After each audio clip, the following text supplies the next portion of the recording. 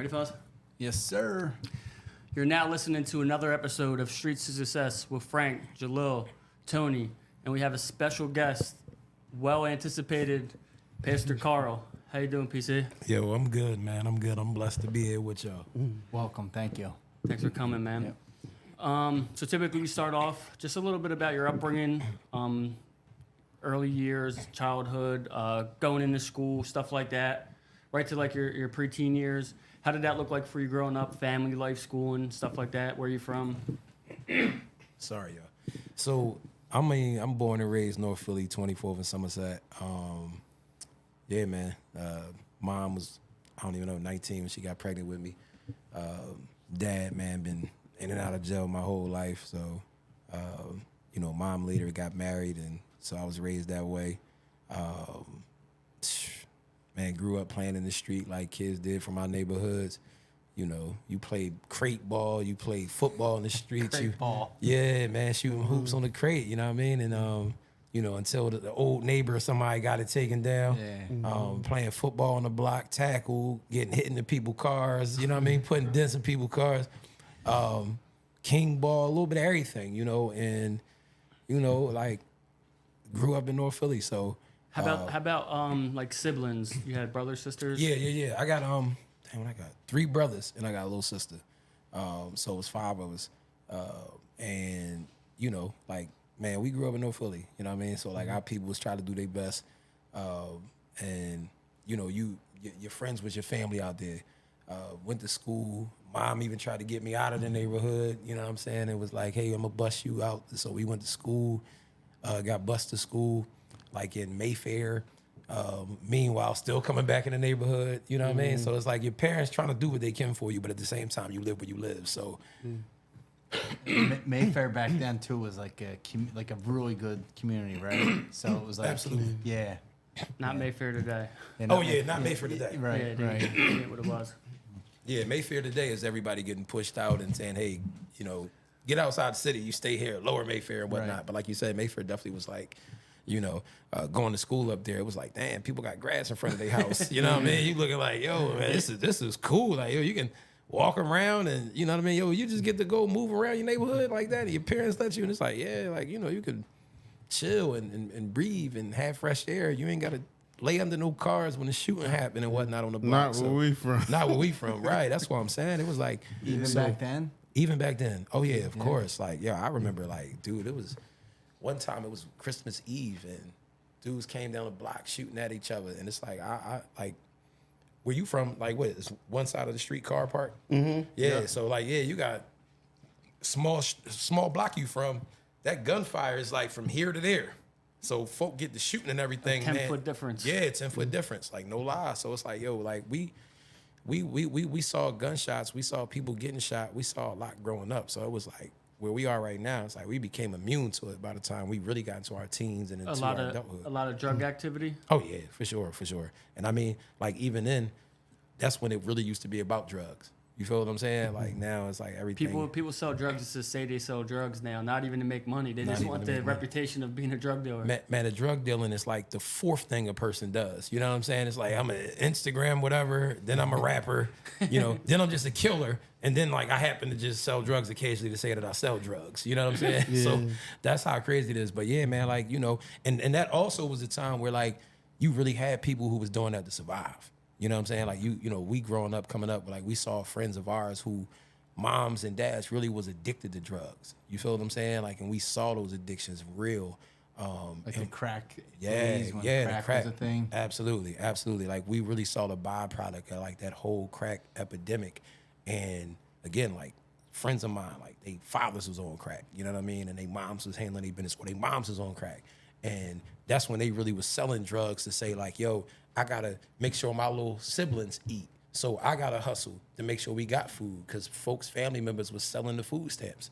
You know what I'm saying? So they can get high. So you really had to feed your younger brothers and sisters, grabbing food from the Chinese store and taking care of them. So, like, that's what we saw. Like, that was Was it was this real. in the 90s or Yeah, this late was 80s? 90s. This was 90s. I ain't that old.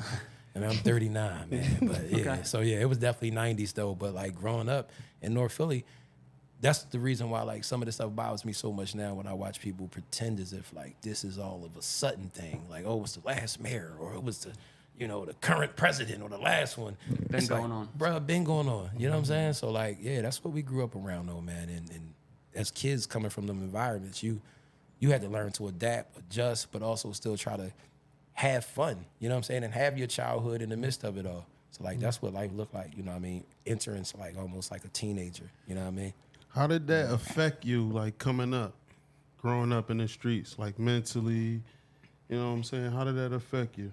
What effect did it have on you? So I feel like, you know, like those type of scenarios or situations made us growing and like becoming an adult. I realized it gave us a certain level of mental strength. You know what I'm saying? Like realizing that then at that time, it was just kind of like, yo, you were dehumanized to certain things. And it was just like, yo, look, man, they getting to arguing. They probably about to start shooting. Everybody get down, or everybody, you know what I mean? But as you got older, it brought a level of awareness. You're like, yo, listen, there's certain things that I'm looking for, certain indicators in people that's just a natural spidey sense of mine to kind of know, like, all right, look, it's time to maneuver a certain way. But I will say that, like, I feel like to a certain degree, at least friends of mine, you know what I'm saying? Because I will say, like, my mom and them still was, like, kind of on our backs a bit more than, like, other friends of mine. But it's like your environment will pause and all that in advance, but your environment will swallow you whole. You know what I'm saying? Like, so I got to deal with this guy days out of the week. So Sorry to ready hear for it that. already? yeah, the Sorry target, to hear yo, that. the target be on you. Like he don't. So, but it's like, yo, you know. But even with that, still, it's like, yo, this is your environment. These your brothers. These your friends. So some of their problems still become your problems. And these were conversations that like I had to have with my mom, and that was later on. It was like kind of like, no, you might have did what you was doing and did the best you could, but you don't understand. These are the people I go outside to every day, and I'm sharing with them. Like, I'm having they back. If we fight in another street or fight in another block, if it's because we play football, like, nah, this is what we into. So, like, this is what's going on. So I will say as a pup, like, conflict resolution and some of those other things definitely wasn't a skill. You know what I mean? It was like, no, this is how we gonna handle it. You know what I mean? So growing up and coming into your own and coming into my own, it was kind of like, yo, like, this is how our brains were wired. Like, nah, this is how we settle something. You know, you say something about me, and that's why it's like not even a new concept when we see the youth handle it certain ways. Just the difference was everything wasn't going to a gun. Like, you really had to know how to fight. Yeah. You know what I mean? Well, our You get in parents trouble? taught us that too. Sorry about No, that. it's like, yeah. Yeah, if you hit them, then hit them back. They Yeah, hit don't you, come hit to 'em me back, crying. Yeah, you know what I'm saying? Yeah. yeah. So, That is true though. Hit him back. For sure. And if you had siblings and you fight your siblings in the house, you certainly couldn't come in the house crying. Yeah. Your parents was going at you. You fight with your brother, but you ain't fighting them outside. You know what I mean? Yeah, Like, for real. yeah, like, so, you know, that's what it was. But yeah, like coming up, man, I mean, it's just like, I feel like, man, just getting overexposed to a lot of stuff that as a child, you probably shouldn't even be seeing for real. You know what I'm saying? And like that's It's crazy what our normal is in the city is someone's like, what do they say? What's normal for the spider is chaos for the fly. Like, so our normal is like someone else's like nightmare. Like, they'll come in here and they're like, I gotta go. I'm out. For sure. I'm never For going sure. back there. For sure, man. And I feel like though, you know, as a youth, it definitely like it kind of opened your mind up to certain things, but it also like put a lock on things, your hope, your vision. So like playing sports as a youth, and it was like once it became a real thing to where it was like, yo, hold up, sports ain't about to be the way. And then at a certain point, you just don't give a damn about nothing else, because it's like, all right, man, this was left. So I do got a question. You said that your mom remarried? Yeah, she wasn't married before though. Like, no, so she didn't She remarry. she married. She had got married. Yeah, It wasn't your father though. yeah, nah, Where was your father at during this period? jail. He was in jail. Yeah, I mean, he in jail now, but that was always his thing, like jailed and In and might be out? home. Yeah, then you do a 6-year stretch, and like that literally was like, and I came across that information when I was doing some work with like the Defenders Association and stuff like that. But it was like, damn, I looked, because me and this guy had a relationship for real, and I'm like, damn, he came home, and then 6 months, 4 months, and then when you went right back, and it was like, this was due history. So it was like, you know, I hear about my father in jail because of people who just come home from the jails. And he see me on TV all the time. So then he telling people in the jail, like, yo, that's my son. So people from my hood, like, nah, you not Miss Rhonda's husband, like, do, because that's all they saw growing up. And he's like, no, it's really my son and then his brother. And like, so like me and my older brother, like we got the same dad. And it was just like, so he's telling people he want to have a relationship with me and everything else. Like, you know what I mean? And you know, a father-son relationship. All right, I know I got to give you the disclaimer. But you know what I'm saying? I don't know if y'all know Lil's childish. Oh, yeah. Yeah. But yeah, man, like, so, you know, like, that's what he's telling people. But, like, nah, I haven't really had a conversation with that guy. Like, last time I probably saw her, I probably was like 5 or something, 4.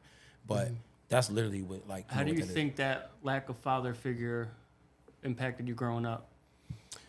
You know, I'll say, like, and that's something I realized later on. Like, I always had like a bit of anger, you know what I'm saying, in me at times. And shoot, I haven't even had this conversation with my mom, so like y'all getting like something exclusive right now. Nice.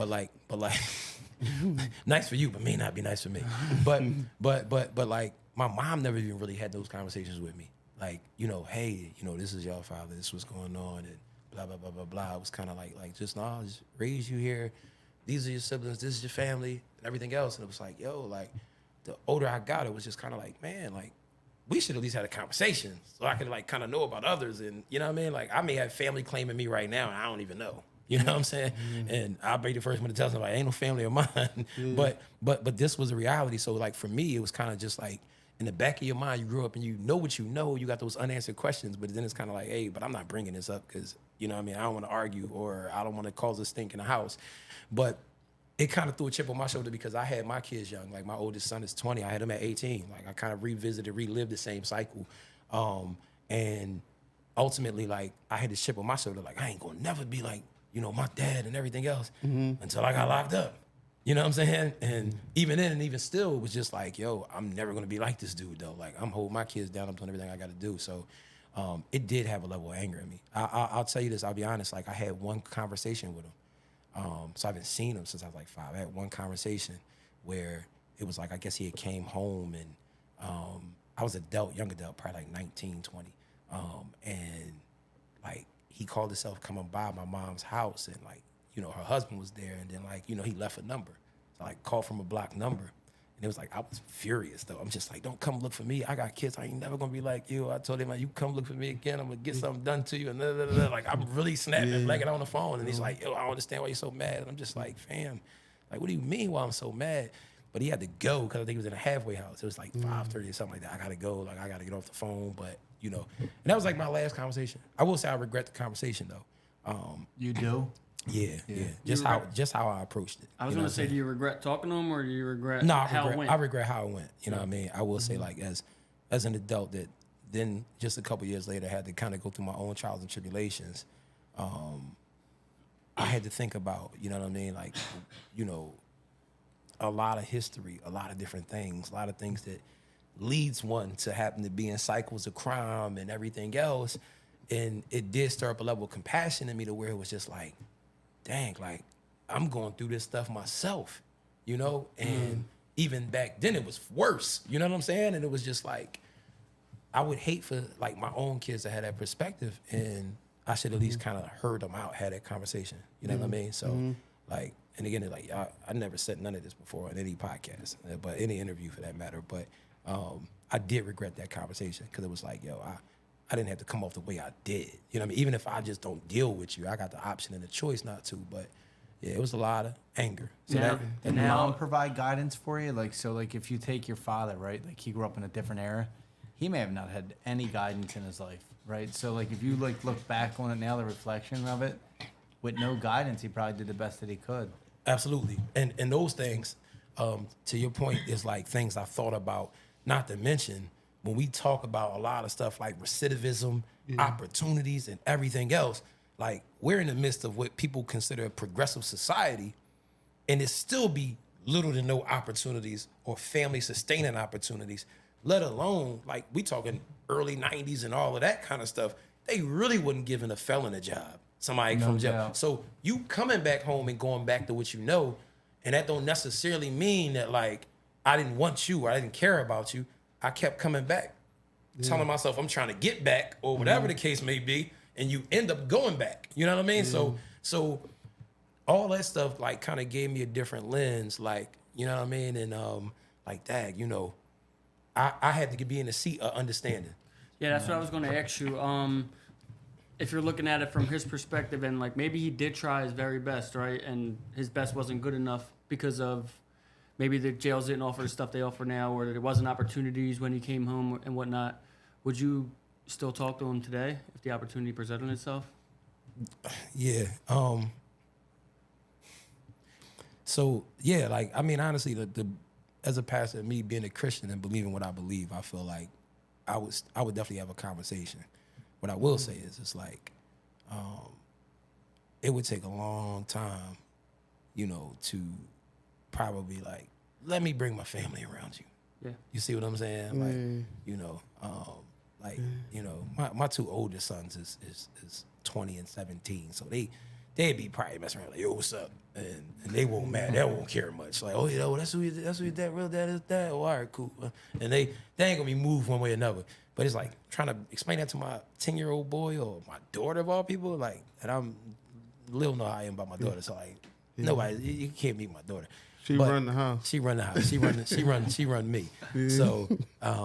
So yeah, like, no, I have conversation, but you also got to understand, like, being in a certain position is also like, what's the incentive behind it or the intentions behind it too? You see what I'm saying?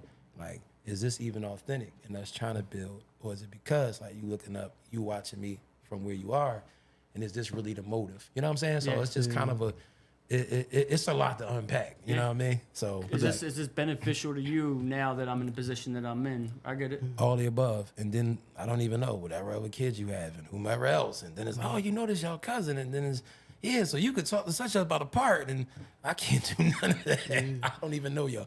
So yeah, it makes it a weird, difficult dynamic. And for the record, you know what I'm saying, for all these people that are watching, like, because the respect I have for these people, I literally did not know what we was talking about. Certainly didn't know we was getting into like my childhood trauma, my parental trauma. Well, we appreciate the openness. But yeah, man, like, nah. So I mean, I'm not above a conversation with anybody. That's why, like, I was able to have a conversation with a Donald Trump and other people that, like, I have conversations with people I disagree with, or share different views with all the time. You know, so like, yeah, I'm not above a conversation. Now, where it would go, that depends on how the conversation go. Yeah. You know? Well, we can move forward from this and get into like schooling. Like, so you go to high school. How were you in school? You said you were involved in sports. How was that up until, like, you know, later in life as far as like a young adult? So the thing is, man, like, football really was my sport. Like, Lil keep talking his basketball stuff. He don't want to put no cleats on. He don't want to put no cleats on. But Running back? Yeah, running back safety. Like, and I was actually good. Like, you know what I mean? So What, high school? Oh, I ended up going to Lincoln High School, right? Okay. But I'm gonna tell you this: like, at one point, I was supposed to be trying to see about. It was supposed to be some things and ways that people were supposed to get me to go to school out Montgomery County. You know what I'm saying? Upper Marion area and all of that. Something happened behind those scenes. Things didn't work out. But like, the feeling was so strong and everything was supposed to be the way it was supposed to be. I didn't even file high school paperwork in Philly. So because I was going to school out there in Lower Mayfair, they end up putting me in Lincoln as if like, oh, this Right is your there. neighborhood school. Like, Yep. there you go. So I'm ended up at Lincoln, man. I'm playing and this team's just trash, you know what I'm saying? And they got me on the JV team, and dude, I got hurt. Like, I had like hurt myself somehow, and never was like, I'm not doing a rehab. I'll be honest. I felt like, you know what I mean, at the time, the motivation, the support really wasn't there. And it was just like, once I, like, you know what I mean, got hurt doing like a practice, I was just like, man, I'm done with this. You know, it's time to get money and just, you know, whatever. Got into a fight there. They kicked me out. At the time, Swenson was a part of Lincoln the same way Dobbins and Randolph was a part of each other. I get sent there, boom. And it was just like, man, from there, it was like, yo, I'm just chasing a couple dollars and doing my thing. And when I get out of school, it's whatever. So that caused you to like start getting into the streets after that? Yeah, I mean, because at the end of the day, yeah, it was just like, yo, man, my whole focus wasn't there. So I had friends who was making their moves. And again, like I said before, like, homies from the neighborhood, whatever their problem was still my problem. So it was like we still was going through certain things because, you know, they was going through issues and we had each other back. And then from there, like I said, everything for me was like, yo, I was the guy Tone was sharing just certain things about, man, that type of grind and determination. I was the guy that was in high school like, yo, I'm gonna go get a job, and right when I go get the job, I'm gonna sell weed at the job. Like I'm hustling. You feel what I'm saying? So I need double the income. I'm always gonna show up fresh. I'm always have stuff. Like, you know what I mean? That was the tip I was on. And like I said, man, my neighborhood, man, my friends, that was my community. Those was my brothers. You know what I mean? Like my brothers are my brothers, like my blood brothers. But it's kind of like my older brother was on his own little vibe. My younger brothers was just kind of like years younger than me. So it was kind of like, nah, plus I don't want y'all around, whatever, I'm around. So it was like my direct brothers was the guys, like my guys from my block, my guys from my neighborhood. And it was just kind of like, that's what we would do. I'm selling weed to them. And then, you know what I mean? I had to tell them to chill because like I said, my mom still wasn't going for things. It wasn't like I could just run over my peoples. Like they knocking at the door and everything. And then she asking me, why everybody keep knocking at the door for you? Man, listen, yo. You're popular, tell her, right? Yeah, you know what I mean? But now she want to know why. Then, like, she going through with me about being on the corners with such and such. Man, we live on this block in North Philly. You telling me not to be on the corner, not to be outside? Like, these same people I grew up with. You feel me? So, yeah, that's kind of like where we was at with it, man. But that's what it was, man, when I was just going through school, man. Everything was about girls and just, you know what I mean, trying to be fly. That's why I don't understand these youngins now. It's like, man, y'all don't even want to get dressed. You don't even want to take a shower. Y'all want to lay ski mask, good enough. Ski mask. Yeah. Be 8 to a 1 bedroom wherever y'all stay, and it's like no girls involved. Like, what's going on? So it's way different now. Way different. Way different.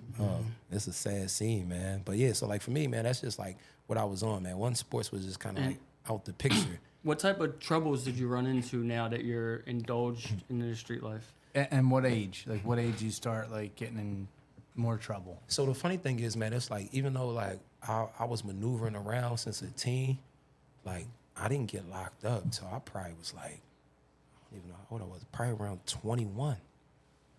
You know what I'm saying? So, like, you know, I was always smarter than a lot of people. You know what I mean? And like Jalil was getting locked up at 12 and all that. But like, I was always smarter than people, man. You know what I mean? So yeah, man. Like I avoided the placements and everything, but it was like not like seriously. Like I was the guy that went to school, ain't do homework and none of that. Dog, I graduated with National Honor Society. Seriously. That's why my mom cried when she's sitting in my court hearings and all that, talking about he was on National Honor Society and this and that. Like so yeah, I didn't end up getting caught up. Like I got arrested for attempt murder at 22. I'm sorry, at 22. That's your first case? That's my first case. Only case? Yeah, that's not my only. My first case was attempt murder. You know what I mean? Ended up bailing out on that, and like a month and a half later, I get arrested for armed robbery. You know what I mean? So like, yeah, from there, same ADA show up and he like, nah, lawyer sick this time around. And I actually play ball with my lawyer. But shout out to Dan. But he was sick. So I'm swearing like he gonna show up at the bail hearing. I'm like, man, I bail out on an attempt. This is a robbery case. Man, I can, it's probably 3,500 or something. I can get out of there. Man, the same ADA show up. Dan's sick. He can't get there. Man, that ADA said, nah, this dude is a threat to society. $500,000 bail. Wow. Yeah. Dang. Yeah. It's crazy because I was 22 when I went upstate too for my attempt.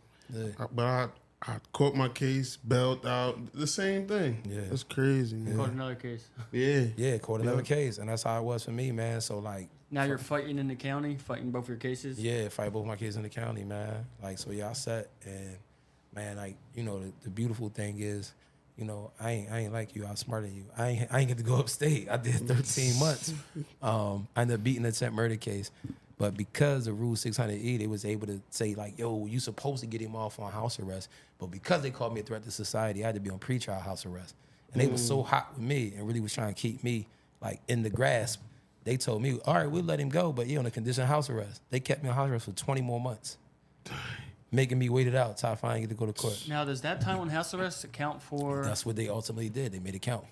So like, we kind of skipped a lot of, like, not a lot, but we skipped some steps though. But I had a crib in the county. I was doing good.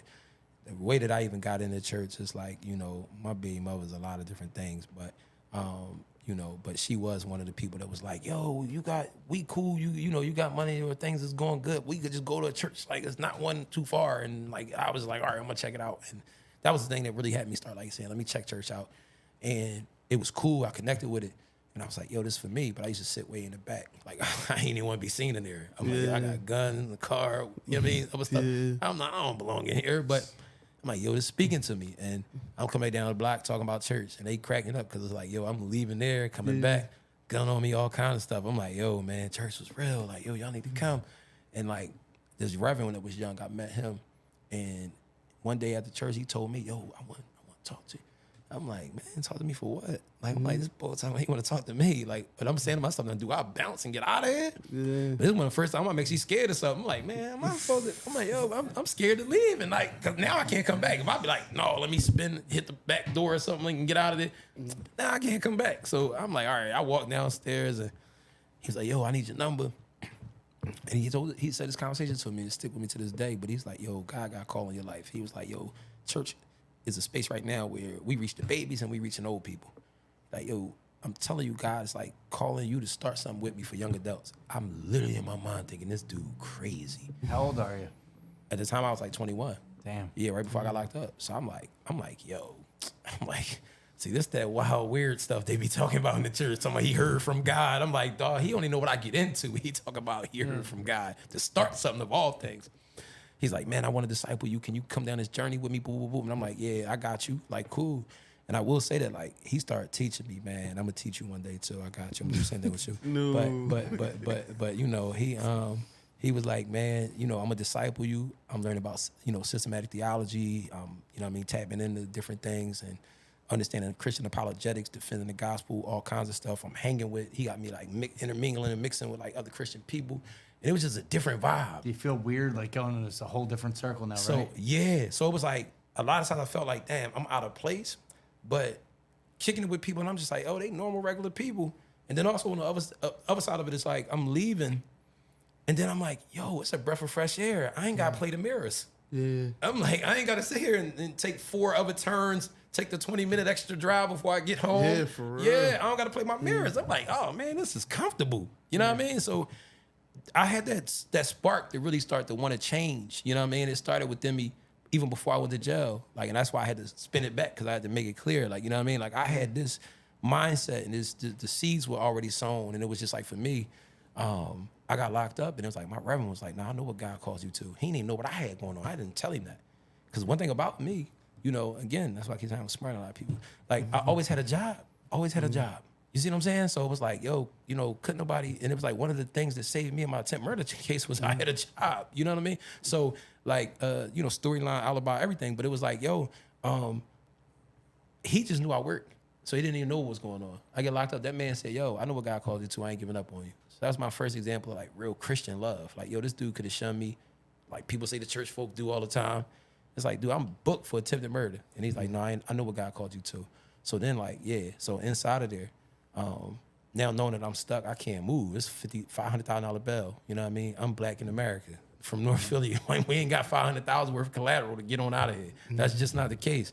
So I said, man, but you know, I told the Lord, man, like I came in this joint Christian, I'm leaving out Christian. You know what I mean? I wouldn't go and You be didn't no take your chump. shahada, man? Listen here.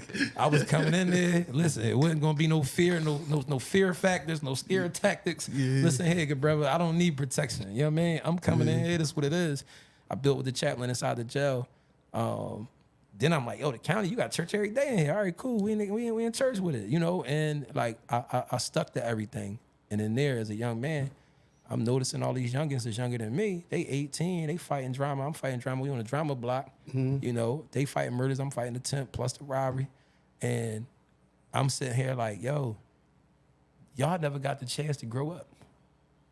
I mean, y'all never got the chance to be kids. They inside the jail, they running, playing tag, they arguing over basketball every day. And I'm like, yo, if you'd have took this serious when you was on the bricks, you wouldn't be in here. Yeah, you did that at 12.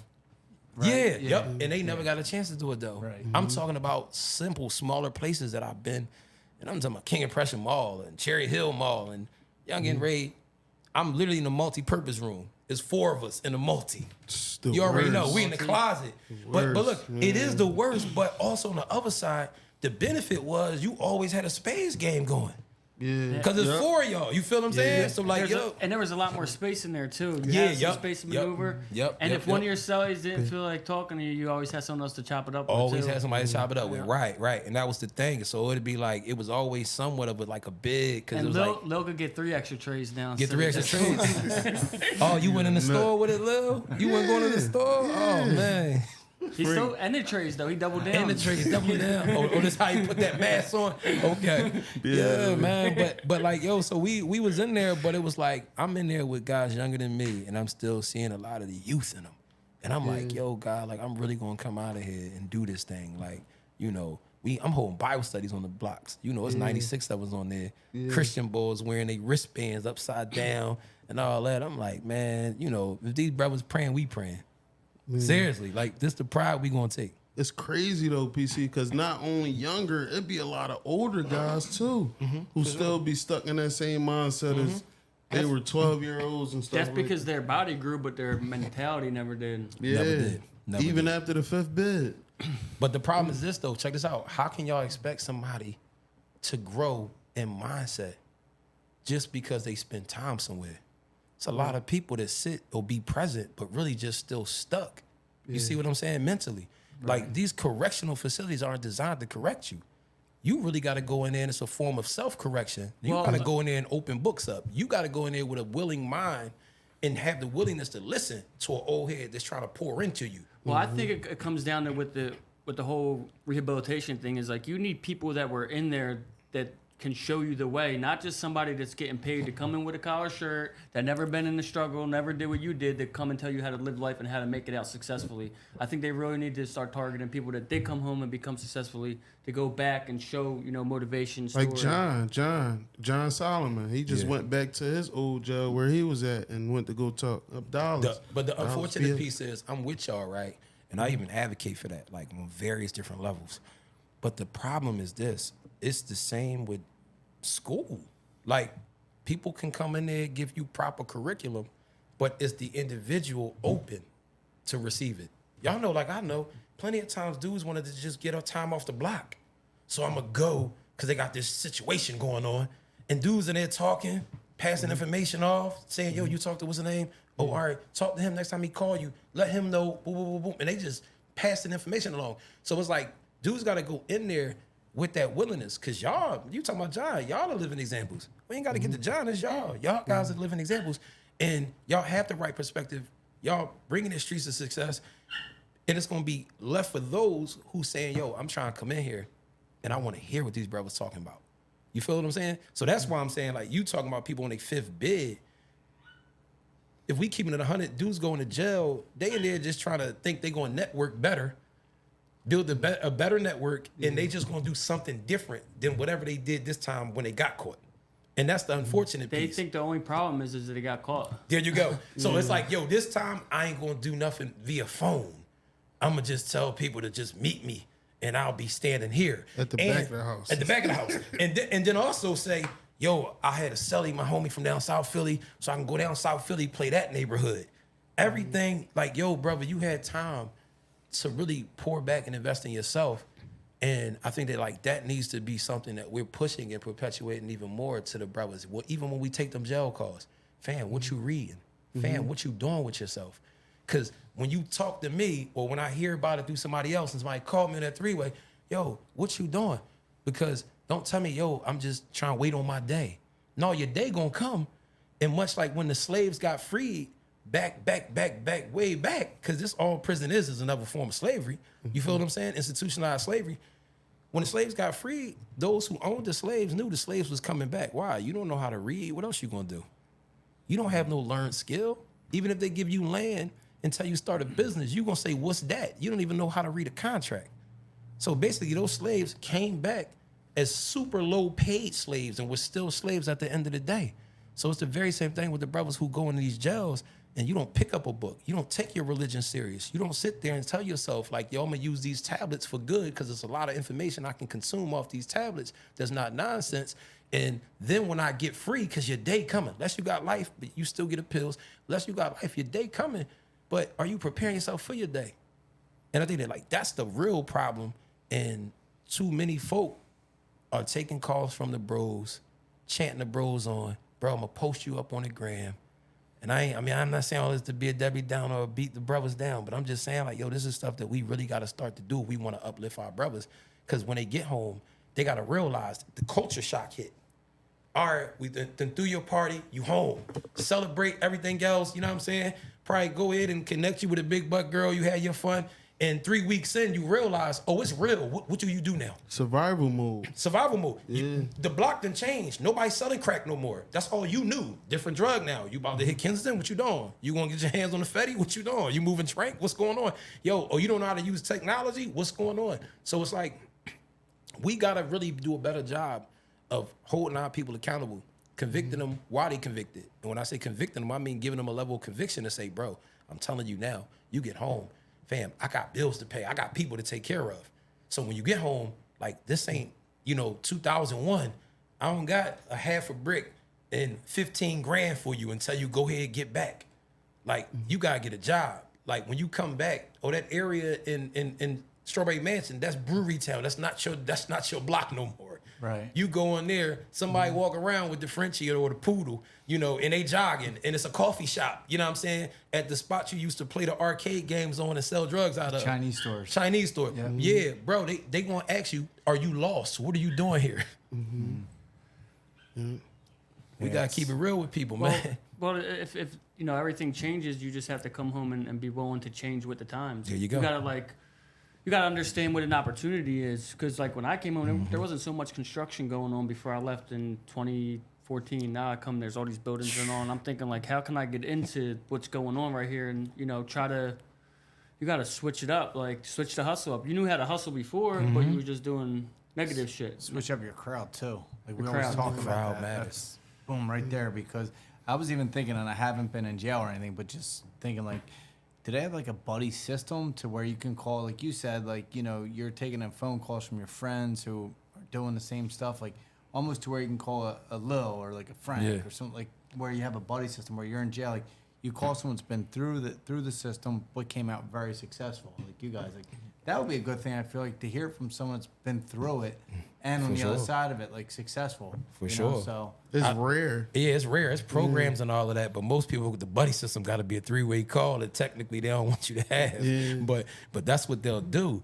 And again, it's just like, so the brothers that's down, man, you really gotta intentionally start to realize and recognize that time passed by. That's why we see guys coming home. I just did 16. That's cute. And a couple people gonna give you a hand clap round of applause, but at the same time, are you willing to have that work ethic now? If somebody say I can open the door for you, this construction situation is here. Is you willing to sit there and be, picking up those bags of concrete and doing what you got to do and helping that brother as they build those buildings, and it's just like, but them conversations and those seeds got to be sown in advance. That's all I'm saying. Like, we got to prepare brothers for their day, because it's a different world out here, and that's just kind of like where I was, the things that I thought about. And those were the things that drove me to say, like, when I get those opportunities, God, like, you really let me out of here. Like, this ain't no jailhouse deal. Like, you let me out, I'm really going to do this. Like, I'm really going to help people. And I made that same deal too when I was in there. That's what's up, Yeah, man. so That's why I said y'all the proof. I didn't compromise even when times got tough. Same. Even when you said about the tablets, what we have on the tablets, Frank? Think and Grow Think Rich. and Grow Rich. We used to walk the track, listen to Think and Grow Rich, stuff like that. We Well, there's was so much reading, stuff. in a book. They set you up in jail to like give you distractions, give you like junk food, and commissaries all bro junk food, like filled with salt, sugar, all type of bullshit. They're adding to it now too. Yeah. They add more stuff. They give more you a big tablet with stuff and music. stuff. Like you get a tablet, you can listen to any gangster rap you want to listen to. Yeah. So it's not they're putting Tetris and games on the tablets. They want you to be distracted and not. Yep. Bro, they That's why you got gotta- PS5s upstate now. They did have a thing where you can go like sign up for if you're like a level 2. PlayStations and stuff. Somebody got a PS5? They allow them in the if jail you're- in the honor blocks and stuff. If you sign up for like if you're like a level 2 low custody, you can sign up for like every Sunday. They have like whoever's level 2 can go play. No, video they game. got them on a block now. Where's I this talked to Lottie. They got them on, I think, Cold Township. If Someone's I'm not gonna get mistaken. stabbed over. Someone's gonna get stabbed over Madden. And The they're Madden Ray dropped too. Yeah, Man. they said, well, he's a lifer too. So, like, he's on a block with a light. He's not a level 2. I think he's like a 3 or something But like they that. want, but they want you to get distracted because they don't want you to work on yourself. They want you to come back to jail or stay in jail. So you're not going to go to the law It's job library. security. It's a business, man. Job security. Absolutely. That's all it is. It's a business. Pay a business. Absolutely, man. And to y'all point though, like, and that's why I'm saying it's like to anybody watching or listening, it's like, yo, these are ways that we need to be encouraging people for the mindset to start to shift then. Because otherwise, like I said, the expectation that people come home because they set all that time. You know what I mean? It's like that doesn't mean you learn much. Folks go through 4 years of college, do the bare minimum to make sure that they do enough to pass, don't mean that they learn much. You got a lot of folks who just want a college degree there and they ain't even worth what it used to be, 10, 15, 20 years ago. Because, yeah, a lot of people is going through college and they just remember partying and everything else more than they remember anything they majored from. A lot of folks that left college are doing something in the polar opposite of what it is that they went to college for. So I'm just saying that. And if we see that through post-secondary education, how much more will we know, like, people going to go through a jail, like you said, without the resources, without sending people with cultural competency, lived experience, and everything else that can go in there? They certainly not providing people the necessary tools that they need to thrive. But we also have to continue to push our people to realize that, like, you have to desire to want it. Because I'm going to say this. I had the privilege to spend time speaking with the Sixers players. And I got to share the space with speaking with the players with Larry Miller, who's the vice president, he's the president of Jordan Brand. So, like, he ran Jordan Brand. He was high up with Nike, you know what I mean, worked with Phil Knight, and ended up taking a job, with Michael Jordan, the spearhead Jordan Brand, and then end up becoming the VP or the president of the Trailblazers. So it was funny because while we were in there, he's talking like, yo, my first draft pick is in the room. He drafted Nicholas Batum with the Blazers. So it was funny, like, we in there and he like, yo, yeah, Nicholas, remember? So, but his story was magnificent. And he got a book and I forgot the name of it, but I implore people to look it up and just buy it. But he's from Philly. He caught a body as a teenager during the gang days back in Philly, back in the day. Tenderloin and all extra stuff. Listen, man, he about 70 something, so a little bit of all that. But but the thing was, he went to jail, and when he went to jail, and it was a mistaken identity situation. He thought it was somebody. He thought it was a young brother that was a part of a different gang, wasn't even a person. So anyway, fast forward, the entire time while he in there, Phil Knight, Michael Jordan, none of these dudes knew. But what he did was, he literally went to jail, made the most of his opportunity, got his education in there, ended up getting a job, being like an accountant with an old sports brand, worked there for a while, then took the job with Nike. I'm just saying that was a man that was like, yo, this ain't it for me. Like, his daughter compelled him to actually share a story. And I'm just saying, like, he was a guy that took advantage of the education opportunities, that he had while in prison. And it was just like mind blowing. I'm like, this dude went ahead and got through and got into major corporations. And he told the story of how he had to said, like, before I write this book, I got to tell Phil Knight and I got to tell Michael Jordan. And they actually doubled down and encouraged him. Yeah, man, you got to go ahead and put that out there.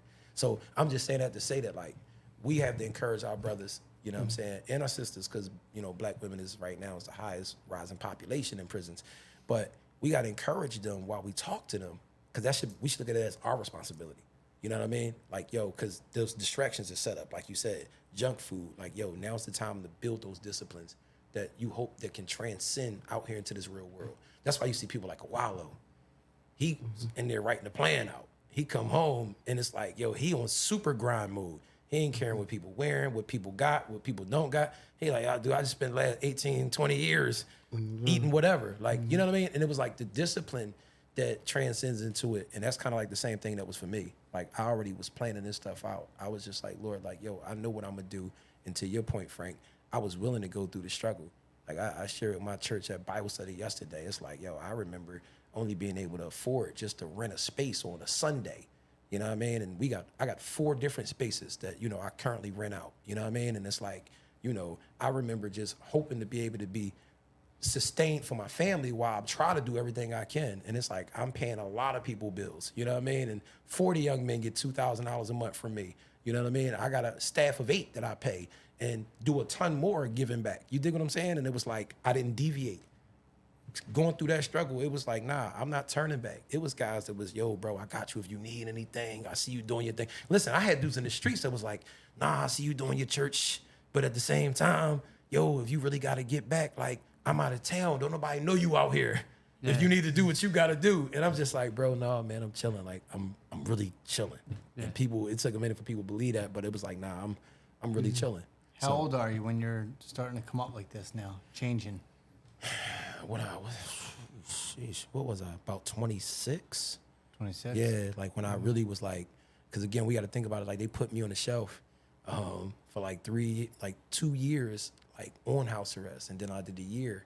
So it was like I lost 3 years almost to all this. So I'm about 26, hitting the scene, maneuvering around. I've been doing it for 13 years.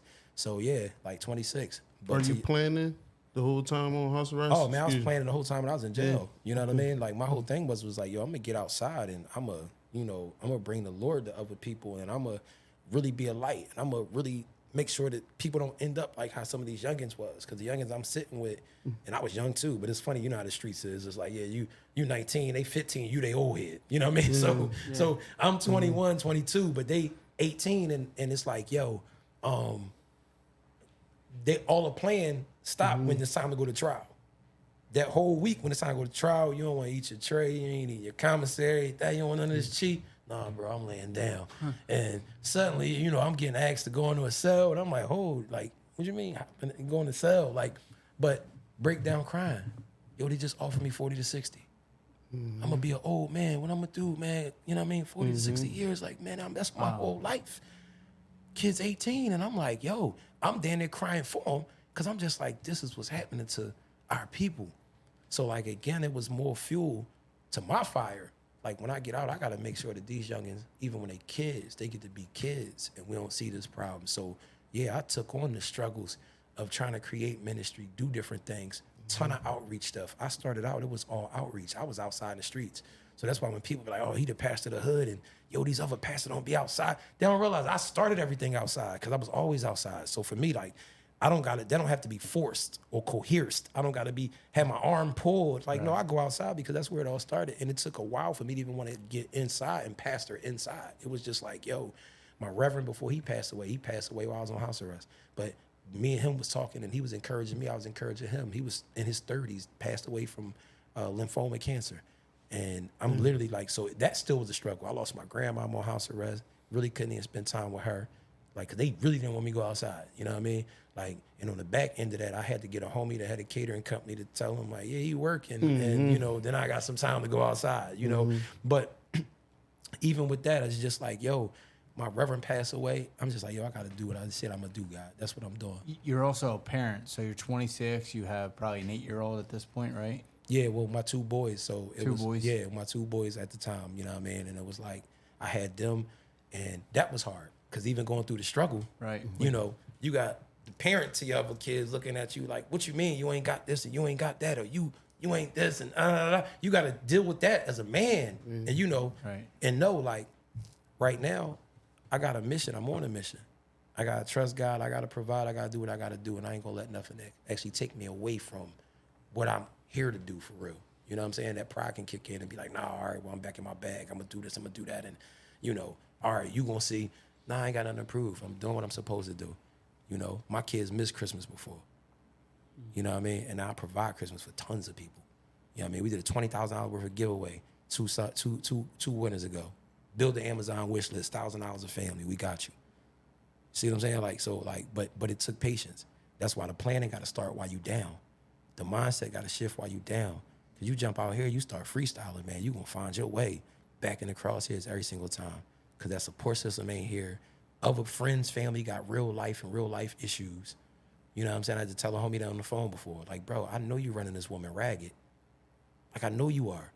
You know what I'm saying? Telling her that she call a lawyer, telling her to reach out to this person. She worked, and I'm sure this woman, I ain't even saying no name, but this woman jumped out on that phone, out of the background. You know, most of the time they can't say much because it's three-way call.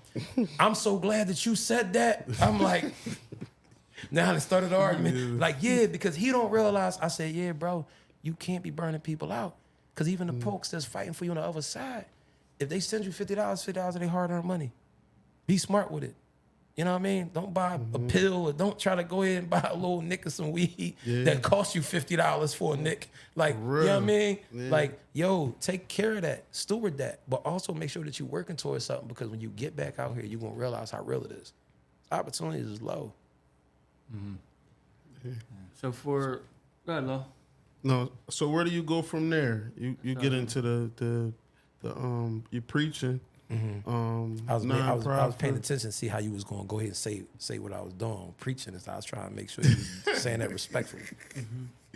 Yeah, so you preaching, you giving back. Where do you go from there? Like, I mean, from there, man, I just continued to be like an architect in the community, like figuring out different ways, like understanding what's really transformative, what's beneficial. Like I got out of the turkey giveaway book bag drive thing probably year 3 out of everything. You know what I'm saying? I've been at this 13 years. Like, you know, I'm like, nah, this ain't gonna be it for me. And no shade and no knock to anybody doing that. But, you know, when I'm looking up and just everybody's out here just giving something away, like all at the same times, I'm saying, okay, well, what are we doing to track the kids beyond that? What are we doing to make sure the kid still is in class? Like we gave a book bag to a kid we ain't even get to know. So for me, it was just always studying and building. But one thing that I did start to do was I started to consult churches. I started to work with parachurch ministries in different cities, consulting with them on how to engage with their urban inner city context. You know what I'm saying? Because like my whole mission when I first really burst on the scene was like, yo, I'm gonna reach young people. I'm hosting Bible studies at Hunting Park Rec Center. We got 40, 50, 60 black men coming out regularly, really there for Bible study. You know what I mean? And but I'm like, yo, we gotta mobilize people. Because them issues, them violence issues was things that I was working on for now 12 years. Like before grant money, before we hit 400, 500, and it became like in vogue for everybody to suddenly be like, yeah, I'm trying to start a nonprofit for violence. No, bro, I was really addressing them issues for now a decade plus. So for me, I was like, you got to look at the root causes of a lot of this stuff. So that was the thing that created the opportunities for me to say, yo, all right, now it's time to build the relationships. You know what I mean? Consult, show people the way, be able to get a little from here, there, and be able to show proof of concept when it comes down to really showing meaningful impact. And just because of the tenure and the effectiveness of the work that I've done, I was sitting there hosting clusters of pastors and showing them this stuff, and like was offered pastoral roles. So I was ordained in the ministry, but I was doing ministry outside. I'm talking about church in the wild. We feed and clothing the homeless. We bring in messages of hope. We taking care of whatever seasonal needs they have and any other needs. So with that, and connecting them to social services, hosting Bible studies. But with me consulting churches, it led me to a church in Montclair, New Jersey. Like, and I hosted this whole speaking engagement, trying to teach these workshops. I didn't even know what Montclair, New Jersey was. It's an hour and 40 minutes away, too, by the way. Still don't know. Yeah, it's a great town. There's some money living there. But great town. They got a light rail to New York City now. It's like part of the extended New York, NYC metropolitan area. But anyway, I go ahead, teach these pastors, boom, and all about community engagement. My whole mission was always to reconnect the black community, the church, everything else. Months later, boom, pastor hit me up. We need you. I'm like, you need me what? Like, I'll get my guys together. We can come out here. We can help y'all what y'all need. Y'all, you know what I mean? We can host a community event. No, we need you. And like along the way, dog, I denied 2 churches that was trying to ask me to join their pastoral staff. My whole mission and mindset, y'all, was I ain't about to pastor indoors because I ain't got time to be stuck in the church all day. Literally. You know, I got other mentors, you know, and another older mentor to me was like, yo, son, you can't just keep denying these churches. Like, you running the church on wheels. You got a whole congregation of people coming together at a rec center. You got people serving in ministry outside. What's wrong with having something? I said, all right, I'm going to consider the next one. Told my wife same thing. And I was telling Tony earlier, love New York City. So I was just like, yo, man, me and her talked about stuff like that, about living in New York stuff. So this pastor in this church in Montclair asked me, like, can you join us out here? And it was literally, Montclair's like 25 minutes outside New York. But so I prayed. I finally accepted a role to pastor, like indoors. Ended up planting a church also outside of that one, and then planted the church in Philly. So now I'm like pastoring, but I never stopped running around doing community work, organizing community, creating opportunities. Politicians now are like gravitating because now the work that's going on is like really getting around. So now I'm working with other people from other administrations. I'm working with other people from other departments. So like now my political capital is building, and this is just over time. You know what I mean? Now I'm able to go ahead and start positioning myself to where I can be in those rooms having certain say-sos on things. And that's what really began to accelerate. And that's how I, you know what I mean, started to be able to have my bones like respected, you know what I mean, skin in the game with And politicians. how long after doing it was this? Like how many years you think? I would say within within the first 5 years. First You five, know you're what I'm starting to saying? see some traction. Yeah, It's seeing really going. seeing real traction. You know what I mean? Probably I would say like after like the 4th year, I started to see things running. You know what I'm saying? But it's like to those that be listening, it's like a lot of people think I'm like a Johnny come lately or somebody that just like virally just popped up. And it's like to those that really been around know like this thing really been real. You know, and to Before your the internet was what before it the was. internet. Come on, before the internet. I remember when Instagram first dropped. I was working and doing this before Instagram took off, and it was like, you know, I'm looking at old stuff. And that's why I love about Facebook. I don't even be on Facebook for real, but Facebook give you them reminders. You hop on Facebook this Right. day 9 years Memory. ago. Yeah, you Yeah, feel me? memory. And I'm like, I'm looking at stuff 9 years ago where I'm like, yo, we could just get $20 per person. We could raise this goal of, and it's something like $1,800. And so like people look up now, and I don't know whether I get called like an industry plant or like some you know, Jewish paid off person or whatever kind of stuff people say now, Illuminati. But I'm like, yo, y'all really don't realize I was really out here grinding, you know what I mean? Literally brick by brick, doing what I had to do, building this thing up. But it took a level of faithfulness. Like people have to know, man, you really gotta work at this stuff. You know what I mean? Like, yo, I mean, I remember one day, y'all, and it was like Pete Parking Authority took my car, like, and they are like the terrorists of Philadelphia. Like, yeah, they spun the block on me somehow. I was moving. Literally, I was at my in-laws' crib, me and my wife. It was a day before, so we had just moved out of place, and it was a struggle then. We were struggling, and like, shout out to my wife. She been around through the struggle. But, yo, man, it was one day before we was moving, and we moved to far northeast. Her mom's boyfriend come and was like, yo, Carl, man, they got you. I'm like, they got me? Who got me? Like, what are you talking about? He like, man, they got a boot on your jaw. I'm like, I'm talking, I got first, last security. I'm ready to move in. I'm like, yo, how I'm about to be getting from far northeast back in the city to do my work and then got to go all the way up Montclair, New Jersey. Fam, I had to get on 2 buses and 2 trains to get up there. It was a 3-hour turnaround time just to get up there. It's the grind. The grind. That You see what I'm grind. saying? So that crybaby stuff that I hear when I'm watching these newfound, I don't know, internet folk that say I started a thing, I got followers. Oh, you should be helping me, or you should be opening the door for me, or you should be blah, blah, blah, gatekeeping and all. Bruh, you know what I had to go through. You know what sacrifices you got to make. You know what track record that you have to prove yourself through. And that's just Because for anybody. the internet's a highlight reel. They're not showing every people aren't posting the real late nights. They're not posting the losses they took when their bank account hit zero. They're not posting that. They're showing, you know, the new person they're meeting or the new car that they got. So it's, post some pictures up. Them ones on Facebook, when they pop up on your memory, share them on your Instagram man. story. You ain't lying, man. I should, man. I gotta find them, man. I definitely gotta find them. But it's like, yo, these scenarios be real scenarios. But I'll be honest with you, it was like this stuff wasn't hidden though. It was certain things that was just transparent. Anybody that was in my pathway knew, like, yo, I'm like, yo, this is where it's at. Like, it's, Well, go back what you said about having faith, because it's like you didn't know when. You knew it was going to happen. I knew it was gonna happen. But the when is never. You can't say when. Yeah, you can't ever say It could be when. year Can't 5. predict it. It could be year 10. Absolutely. No, you're right, bro. Yo, but listen, brother, you're right. And that's the main thing. It's like, yo, when you proclaim to have faith, or you know what you're doing, or you believe God said that you got to do something, yeah, you don't know when. You know what I'm saying? And it was like, yo, again, man, like, Work, you know, the work has to be done regardless. gotta be done, man. The work has to be done. You gotta earn that, man. And it's like, yo, again, I remember one day, man, it was like freezing rain outside. I left the crib and I had to get up super early. I had to get up like 4:30 in the morning because Sundays, I'm a preacher. Sundays, the bus schedule's crazy. It's a while back, y'all, mind you. But I had to get up 4:30 in the morning. I had a crib near George Washington High School, far northeast. So I had to walk there all the way to like Bustleton and Red Lion, then walk Red Lion all the way to Red Lion on the Boulevard. Get on the bus, boom, take me to like, I think the Torresdale like regional train station there, Torresdale Hospital or something, whatever that was right there. And so I get there, the freezing rain was hitting so crazy. It was so cold outside. ice sheets was on the ground. Invincible ones. Cars was like sliding, you know what I'm saying, in certain areas. SEPTA shuts down.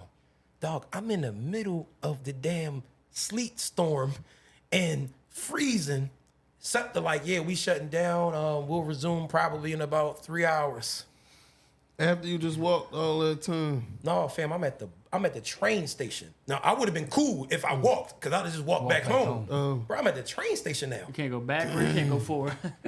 So I'm sitting out there freezing. I'm like, God, man, this one of them days where, bro, like, I might be done with this thing, man. I might be done with this thing. I'm talking about, man, I ain't had experience that bad a day in my life. But it was the thing that was just like, yo, like, this why I know I'm gonna get to where I'm going. But you can't forget them times either, because then when you do get that good day, when it feels like you got abundance and you feel like you got more than you deserve some days, you got to remember them days when you didn't have nothing and you went through the struggle, because it's going to make you appreciate, you know what, damn, I do deserve this, because I did go through that. Fam, that's the reason why I never leave the ground. Like, I got interviewed by a big publication that was like, yo, like you know, you was just with the prez, you was just doing this, and like you still come right back and be right here in Kensington. Like, how do you stay level and stay grounded like this? I'm like, fam, there's only one above the ground out here. We all on the ground. Yeah. You know what I mean? Plus, I come from it.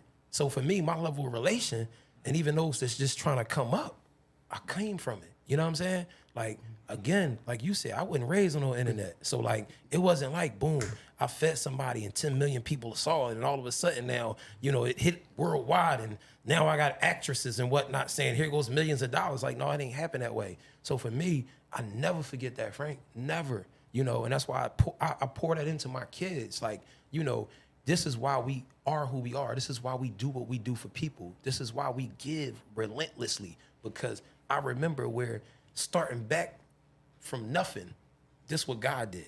You know what I'm saying? So like, it's my duty to make sure that I'm filling in the gaps, making sure I'm being the voice for those who going through what they're going through and people don't want to hear from them. You know what I'm saying? I'm gonna tell you the truth wherever we at, because that's just what it's gonna be. So like, bro, I don't forget none of that. It's kind of crazy though, because like you can probably step back if you wanted to, but you're so sincere about it. The more successful that it sounds like you're getting, and the more notoriety and everything, the more you're getting involved in it. Like you say, like how many guys you have on quote unquote your payroll, that's getting bigger and bigger. Like probably it's probably headaches too. For sure. But you care so much about it that, you know, well, yeah, it's a big headache, but yeah, you know, you care so much about it that you're getting deeper into it. Absolutely. It's funny you said that, Tone, because how many times do I reiterate to the young brothers that we help, that I still spend that personal time with and pour back into, that I don't have to be here. You don't have to be here either, but people are listening to this story, and hopefully like someone gets something out of it. That's why you're here. I'm sure you'd rather be sitting home with your baby girl. You just said how much you love her, right? You know, we're keeping you long enough, but like this is and guess what though? But like, yeah, but it's also me, like you said, I don't have to, but I respect the men that's behind these microphones.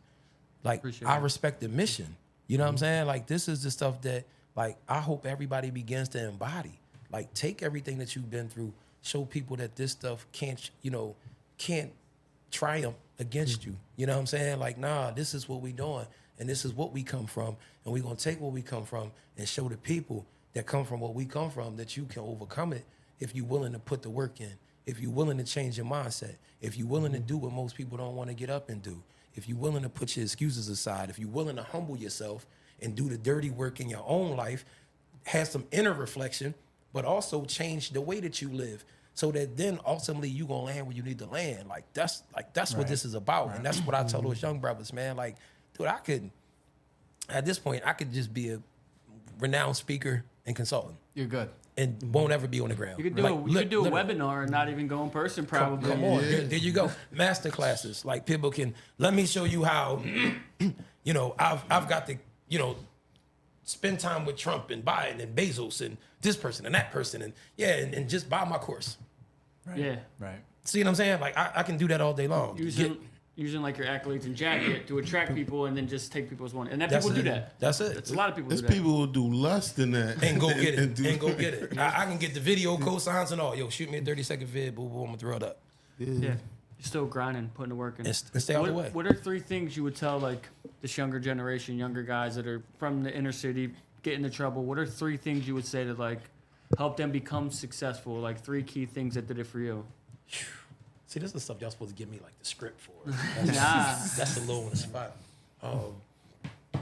3 things I would tell them, like, you know, I'll take them to the Bible, man. You know, That's be quick to listen, slow to speak, and slow to get angry. Be quick to listen, slow to speak, and slow to get angry. That's in the book of James. If we're quicker to listen, being receptive to the information, you see what I'm saying? Being quick to listen, hear what's happening first. Be willing to be humble enough. Submit yourself to somebody else. Surrender to somebody else so that you can learn from them. Be quick to listen. Soak the game up. You know, slow to speak, because that means I have to have the intention, be an intentional listener, meaning I'm listening with the intent to really learn and retain it, not to just respond. Because that's what happens. You know what I mean? People young, we got internet, we got Google, we got YouTube, you got TikTok now. No, I ain't got to listen to you. I'm ready to fire back, rapid responses. No, I'm listening because I need the game. I'm going to listen to y'all podcast. I need the game, and I need to hear whoever else y'all had on here. See what I'm saying? And I'm going to be slow to speak, not just clap back and do all that. And I'm going to be slow to get angry. Because like the moment we get angry, majority of our mistakes, our mishaps, and our misfires come from us being emotional. It's emotional response. It's out of frustration. It's out of anger. Whether you're angry at a place where you are in life, you don't like your financial circumstances, guess what, man? Here comes a mistake. Because we're responding out of anger. Bible says human anger does not produce the righteousness of God. The moment we get angry, man, we already outside of our own alignment.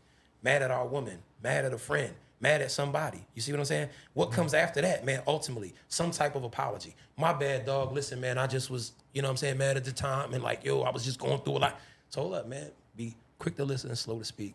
Slow to get angry. That's great advice, because if you think of like the Bible, it has all the answers, and it was written however long ago. For sure. It has all the answers. For sure. Tried and true, man. Yeah.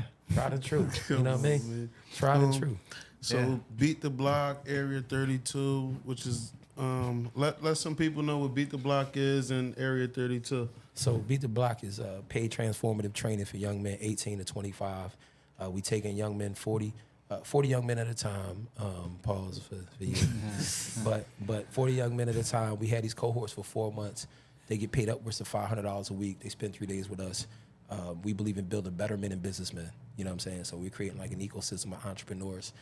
We know that the financial trajectory in Philadelphia, man, like it's not designed. A lot of programs, a lot of things that are like doing victory laps for getting guys jobs. That's cute, that's cool and all. But at the same time, we celebrate and rejoicing over a $13 hour job. You know, y'all know in real estate, y'all know how this works. Man, they ask you to make 3 times your rent. You make $13 an hour. What place are you finding the rent? You know what I'm saying? So we're trying to future-proof young black men, get them off the street, going on the days where we going on street corners just preaching or just going telling dudes, get out the way, stay out the way. Nah, we coming with, you know, our hand full with stuff to give you. So we financially incentivizing young men. You know what I'm saying? I've leveraged a lot of relationships. Praise God that I have those relationships to get money privately, because government don't want to put money in the hands of young black and brown boys, or anybody in the streets for that matter, because they think you're going to buy drugs to sell, buy drugs to use, or you're going to buy guns. So we put him through 4 months. Jalil's one of our facilitators, man. I'm trying to help him get better at this podcasting thing too, and public speaking. Absolutely. But you know, like, and we have men with lived experience that care, and they pour back into these young men. We bring in various entrepreneurs. Y'all brothers came through, man. I happened to be out of town, man, but I heard y'all did y'all thing, man. So we got great people that come through, got lived experience, that are business owners, leaders in various spectrums of the world. We brought a billionaire to come talk to these men. We give them access to everything, you know. So like that's what Beat the Block look like. We get them employed. We bring them through this transformative process that we have. To your point, Frank, you talked about jail and having people come in with the experience. I'm beating even what that looks like, because I'm paying young men now to come in and intensely listen. So what you're doing is, for Beat the Block, you're coming here, you're getting paid to learn and gain resources, gain knowledge, and you're getting a paycheck more than you would probably at a job. Oh no, not probably. They spend 4 hours with us. That's $41.66. Their mama wouldn't pay them $41.66. You know what I'm saying? Their mom probably not getting paid $41.66. Oh, absolutely. Not even probably. The national statistics will show you that. The money's cool and all, but like the opportunity The there, knowledge like, and everything they're getting. yeah. And you know what's crazy? That's what all of those young men end up saying by the time they're like in month 3, going into month 4. yo, I came in because of this money. But the game you giving us, because again, they realize how much they've missed at the school level, the family level. You see what I'm saying? On all levels. We reconstruct and deconstruct fatherhood, manhood, brotherhood. We make these men think and become men. We make these men understand the concepts and the dynamic of fatherhood. We make these men understand the dynamics and concepts of brotherhood. Being a brother ain't just killing somebody for your brother or sending your brother some commissary money when he go to jail and scream free to bro. If your brother got kids, you ought to become your brother's kid's father. You know what I'm saying? Otherwise, his child ends up in the same cycle. Like, these are things we teach. But even from that, they learn entrepreneurial skills. We got all kinds of people that come in, teach them about business. They establish their LLCs. They build business bank accounts, ultimately build their credit profile. Again, these men all in 4 months. And they go recruit other people, and we take them in, and we do our thing with them. That's Beat the Block. Area 32, state reached out. People from PCCD reached out, wanted to build, said, yo, we got money. We trying to figure out what to do. Can you help us? Boom, boom, boom. I'm like, cool. We spent about 18 months together. I put together a pilot that was going to ensure that we created an umbrella funding, because I'm like, the best way that you'll get community organizations to collaborate is by being able to give them an umbrella funding so that we don't got to compete. People don't have to compete against each other, but they can play off of each other. So that's how we ended up bringing the trauma healing component, sports component, you know what I'm saying, free basketball skills and drills. People got trauma counseling for free. All this is free, by the way. You know, we got endangered kind. These guys, man, violence interrupters, disruptors. I'm like, look, we got to pay the men from the communities to be in their communities to make sure their communities are safe. And they're the main communicators. You know what I'm saying? It's going to come in and communicate what's available for their community and also provide the presence, the protection, but also the influence in the community. That's what these guys is doing now. You know, we've added 5 extra men per cohort to Beat the Block. What else am I forgetting? Oh, then we also provided blight removal, cleaning, flower pot planting, solar panel lights inside those, really beautification of the blocks. So these same men that travail and go through the blocks, they're the same guys that protect the streets, inform the streets, but also clean the streets. You know what I'm saying? So like, this is what it looks like when I say, like, you know, not just activism, but being a community architect of sorts that's going to go ahead and say, this is what it looked like, how we build our community. Making a civilized environment. Yeah, absolutely, Like, absolutely. Positive ecosystem. And it's Area 32 because that's just one zip code, the 19132 zip code. So one of our things that we envision is ultimately to be able to create an area such and such and such and such as well, especially areas that they believe to be are some of the most dangerous zip codes. And we believe that we can go ahead and make this and create a replicable model. And this is something that we got guaranteed for 3 years. So, like, you know, Jalil, you know what I mean, he has his own theological views, but man, the church is taking good care of him, man. he getting multiple streams, man, through the preacher, man. That's all I'm gonna say. Church's chicken. Oh man, He's been getting it in over here, boy. oh man, you Punch know, him back to that. the 8-piece, the biscuits, all that, man. You know what I'm saying? Extra It ain't gravy. funny when the rapper got the gun on. Oh man. He So yeah, switched this shit those out. things we got. Those are some of the things that people may see. Awesome. It's all and, great. you Yeah, know, great no stuff. doubt. It really is, Right. man. So What you're doing is awesome. Yeah. that's appreciated. That's appreciated, man. Yeah, so like you said, you've been rubbing shoulders with Bezos. You talked to Trump before, Biden, DA. What does the future look like for you, for Beat the Block, for Area 32? How does that look? I mean, so for us, man, everything to me is just multiplication. You know what I'm saying? With Beat the Block, you know, we're packaging everything to be able to create it to where in which it becomes a national model. We want to put this in other cities. Other cities reached out to me personally. You know what I'm saying? Reached out to the mayor's office, the previous administration, to get my information, to start texting me. And I'm like, yo, is this even real? Like, what do you mean? Like, you such and such from this city. But anyway, yeah, but people want Beat the Block in their cities as well. So, like, we're just creating everything, like, to, you know, make sure to put the feasibility together and the context. We've digitized our curriculum. Like, we putting all the nuts and bolts and tightening everything up because, like, we really believe. Man. So we making sure everything is where it need to be so that, like, it's moving ready, like, within any city or any context. Systemizing it. Systemize. There you go. Duplicatable. Yeah, plug and play, so that, like, we be able to take, you know, brothers like y'all to be able to say, yeah, they can facilitate and lead this. You know what I'm saying? And it'll still maintain the same effectiveness. So, like, that's what Beat the Block. Same thing with Area 32. Like, our hope is through a lot of the findings, the research, and a lot of the other partners that we work with, like, even at the state level, is just like that they'll see the benefit in everything comprehensively that, you know, Area 32 is doing. and then we can sit there and say like, yo, we really could do this in other parts of the city. Are they trying to get you to go on Kensington? Oh yeah, I mean, listen, I pastor in Kensington. We run Beat the Block take place in Kensington. So it's like, yo, man, I got offices in Kensington. So like, I'm here, you know what I'm saying? So like, I'm going to do everything in Kensington anyway. But like, they can certainly, if they want to do Area 34, that's 19134, and like bring it over here. Like, you know, I'm certainly ready for it. So You had to multiply though. You need more leaders to absolutely. implement everything. we certainly gonna go ahead and build capacity. You know what I'm saying? Increase the capacity on that, and then again, double staff, double a little bit of everything. But again, it's part of the budget. They got the money. You know, Josh Shapiro, Governor Shapiro, that's my guy. So I know that like, you know, I have an ally there. And you know, when it's time to make the case for it, and we put our impact report and all that stuff together, like I know, you know, we got more than enough press coverage. You know, get some more too. That ain't a problem. It's like it's what the city needs. So How can people help out and get more involved? How can they follow you? How can... Well, I'm Pastor Carl Day on all platforms. You know, people can always feel free to give some money. We put enough out, but I just gotta throw that out there. If you always say, how can they help? You can always write a check, because you can see where it go.